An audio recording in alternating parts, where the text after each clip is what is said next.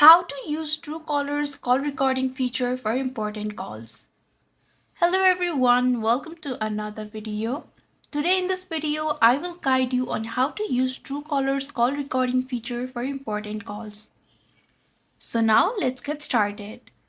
First of all, make sure that Truecaller is installed in your mobile device. To install Truecaller, open the Play Store. Now search for Truecaller and tap on Install. After the app is installed, open it and navigate to Settings. Truecaller has a call recording feature that allows users to record incoming and outgoing calls, but this feature is only available for premium subscribers.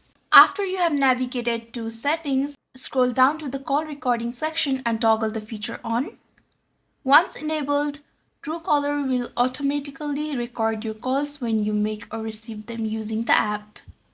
After you call, go to Call History in Truecaller, tap on the recorded call, and listen or manage the recording. You can also set the storage location for your recordings in the settings under Call Recording Storage. Note: call recording may not be legal in some regions. Please check your local laws before using this feature.